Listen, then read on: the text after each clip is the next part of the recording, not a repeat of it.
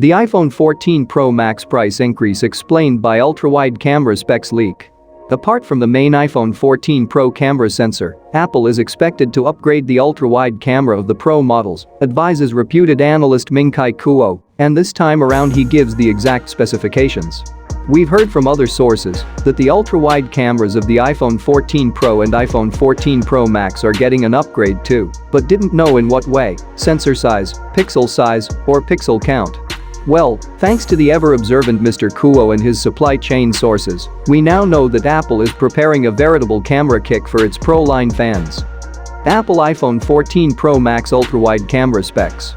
Instead of the current 12MP ultra-wide camera sensor with smallish 1-micron pixels, Apple will be equipping the 14 Pro models with a sensor that has 40% larger pixels, hence will be able to collect way more photons in the same low-light scenario than its predecessor the iPhone 13 Pro and 13 Pro Max.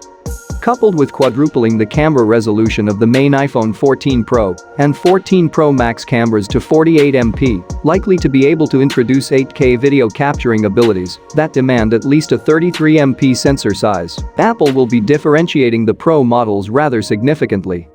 Mum's the word on any telephoto camera upgrades, as these are most likely coming in 2023, when the iPhone 15 Pro Max is expected to ship with 6x periscope camera zoom lenses and more than 3x magnification for a change. For those wondering why is Apple applying the gradual salami upgrade tactics instead of throwing every fathomable novelty in one edition like Android flagship makes do, that has never been Apple's style. The bean counters from Cupertino like to wait for the prices of expensive tech to fall down in price and prove itself on other phones before they swoop in, tweak it to their liking, and unleash the marketing team on it until it becomes the talk of the town.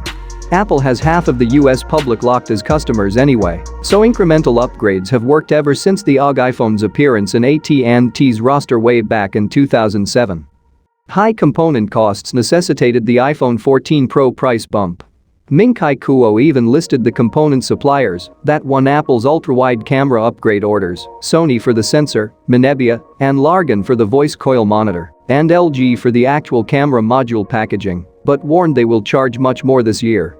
Besides the way more expensive 48MP main camera sensor, Apple will have to shell out 70% more for the new ultra-wide camera sensor from Sony, 45% for the voice coil monitors from Largan and Minebea, and 40% more for LG's camera packaging, boosting the overall camera set pricing significantly. This drastic increase in parts prices across the iPhone 14 Pro and 14 Pro Max camera supply chain may explain why Apple may have chosen to charge $100 more for the iPhone 14 Pro models, closing the starting price gap with phones like Samsung's Galaxy S22 Ultra. They, however, do possess periscope zoom lenses, so it remains to be seen if iPhone fans will be willing to pay higher prices for Apple's latest and greatest when the iPhone 14 Pro Max starts shipping on September 16 or thereabouts. Apple has bet they will and has reportedly ordered more iPhone 14 Pro Max and 14 Pro models than it has ordered assembly of the cheaper iPhone 14 and iPhone 14 Max versions. So we'll see who gets it right this time around, the market or Apple. During the iPhone 14 Pro Max pre-order period next week, you can also follow our iPhone 14 deals roundup to see where can you get it at the best price to suit the starting tag increase. The iPhone 14 Pro and 14 Pro Max, however, will sport other upgrades that their lesser-spec'd siblings won't have, like a new A16 processor and a better screen-to-body ratio thanks to drastic frontal design changes on account of a punch-hole screen concept embraced by Apple.